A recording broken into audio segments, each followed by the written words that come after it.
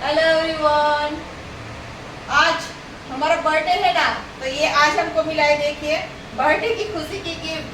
क्योंकि हम लोग बोलते हैं ना कि हमारा आधा समय किचन में ही जाता है, तो सही में किचन वाली ही गिफ्ट आज हमको हमारे बर्थडे पर मिली है। देख लीजिए, ग्लास टॉप वाला बर्नर है, 3 बर्नर वाला स्टोव है, तो ऑटोमेटिक है फुली। इसको ऐसे प्रेस करने से डायरेक्ट ये शुरू हो जाता है।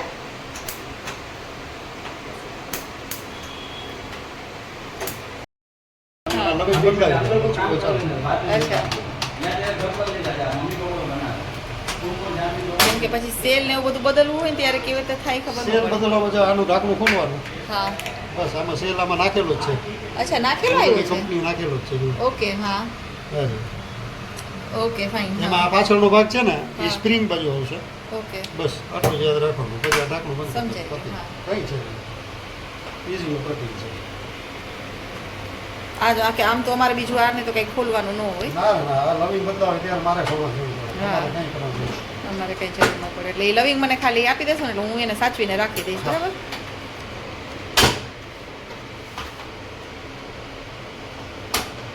કાલે 6 ચૂલાવાનું પીવી ગયા. અચ્છા, કારણ કે આજે અખાત્રી હતી ને, હા, એટલે બધાના મુહૂર્ત હોય. અને હવે લગભગ 90% લાઈન બિછાવાઈ ગઈ છે. હા, બધે લગભગ એવું છે. મારે એકચ્યુઅલી વસંત પંચમીના દિવસ પહેલા આવી ગયો હતો, પણ ત્યારે મેળ ન પડ્યો. સમજાઈ ગયું, ત્યારે મેળ ન પડ્યો. હા, નહીં વાલમાં નહીં, કોઈ જગ્યાએ નહીં. એક આને તમારે સાફ સુથરા 3 નવા નાખો. અચ્છા, આ તમને નવા નાખશો. પછી ચૂલો ચાલુ થાય, એવડું પ્રેશર જ ના આવે. ઓકે, સમજાઈ ગયું. પ્રેશર માટે થઈને આ બધી જફા કરી. હમ. ચૂલો ખસેડો એટલે એ નીચે આવેલો આટલી હાઈટ ઇનફ થઈ જાય. ઓકે. અને આ છે ને લુક વાઇઝ સરસ લાગે. હા, પ્રોપર આખો છે ને ચેન્જ થઈ જાય લુક.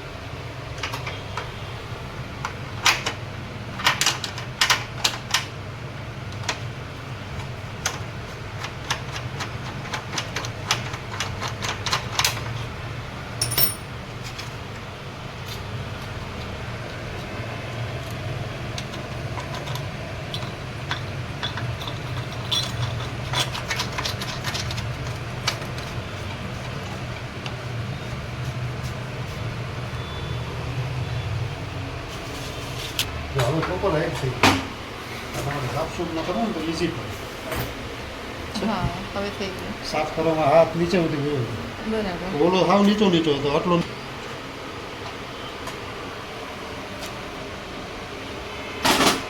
આ સરસ આપ્યું સ્ટેન્ડ. સ્ટેન્ડ ને, હા, પ્લેન નહીં થાય.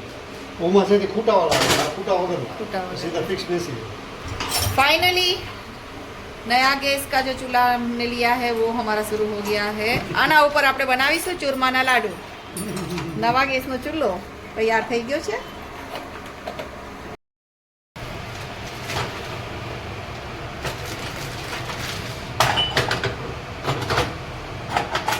ફિનિશિંગ સરસ છે ચૂલાની. એમને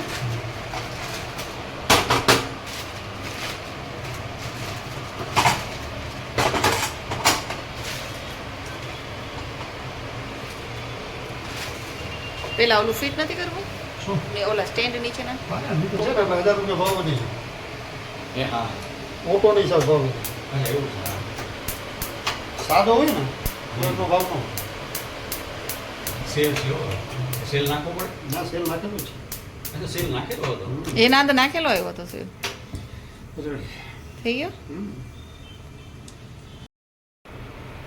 આમ સ્લો કરવાનું તમારા ધ્યાનમાં રહે. ઓલું છે ને, રેગ્યુલર વિડિયો છે ને, ચાલુ કરી દો. થઈ ગયો તો? છે ને, હા. ચાલુ કર્યો. હા. Hello, good morning. નહીં, આડોશ કરવાનો છે. હા. જલ્દી કરજો. હા. શ્રી ગણેશાય નમઃ.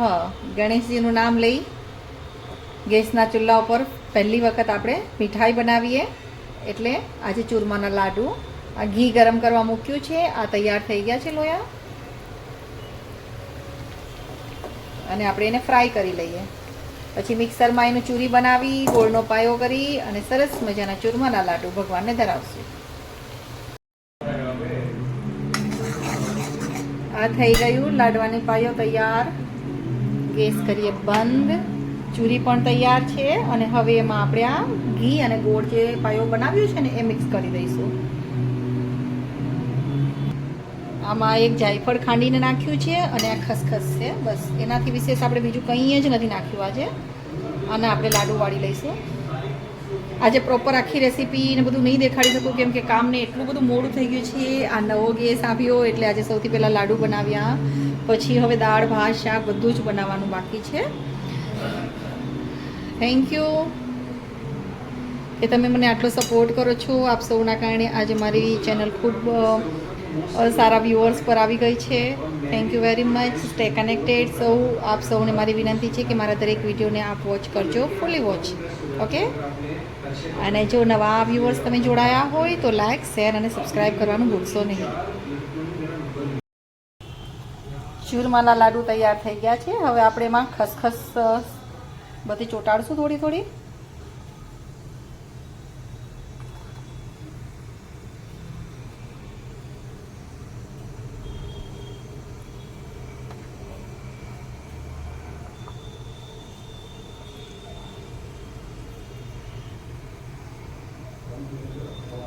ના, જરૂર નથી.